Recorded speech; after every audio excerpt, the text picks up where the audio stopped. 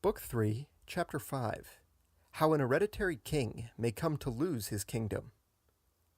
Tarquin the Proud, when he had put Servius Tullius to death, inasmuch as the latter left no heirs, took secure possession of the kingdom, having nothing to fear from any of those dangers which had stood in the way of his predecessors. And although the means whereby he made himself king were hateful and monstrous, nevertheless, had he adhered to the ancient ordinances of the earlier kings, he might have been endured, nor would he have aroused both Senate and people to combine against him and deprive him of his government.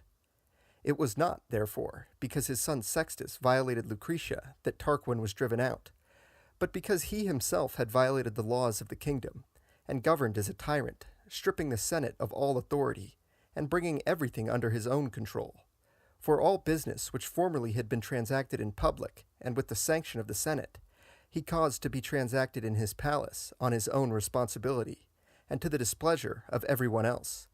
and so very soon deprived Rome of whatever freedom she had enjoyed under her other kings. Nor was it enough for him to have the fathers his enemies, but he must needs also kindle the commons against him,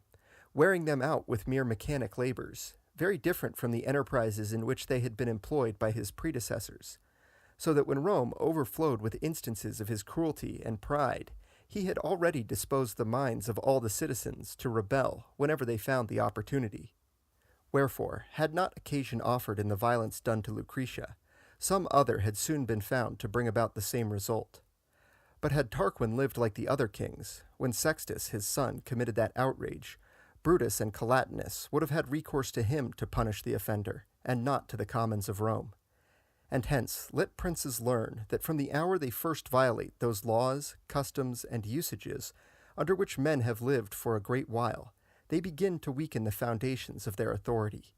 And should they, after they have been stripped of that authority, ever grow wise enough to see how easily princedoms are preserved by those who are content to follow prudent counsels, the sense of their loss will grieve them far more, and condemn them to a worse punishment than any they suffer at the hands of others. For it is far easier to be loved by good men than by bad, and to obey the laws than to seek to control them. And to learn what means they must use to retain their authority, they have only to take example by the conduct of good princes, such as Timoleon of Corinth, Aratus of Sicyon, and the like, in whose lives they will find such security and content, both on the side of the ruler and the ruled, as ought to stir them with the desire to imitate them, which, for the reasons already given, it is easy for them to do.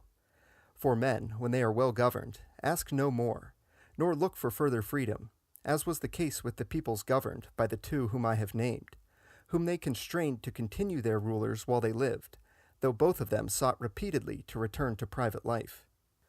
But because, in this and the two preceding chapters, I have noticed the ill will which arose against the kings, the plots contrived by the sons of Brutus against their country, and those directed against the elder Tarquin and Servius Tullius, it seems to me not out of place to discourse of these matters more at length in the following chapter, as deserving the attention both of princes and private citizens.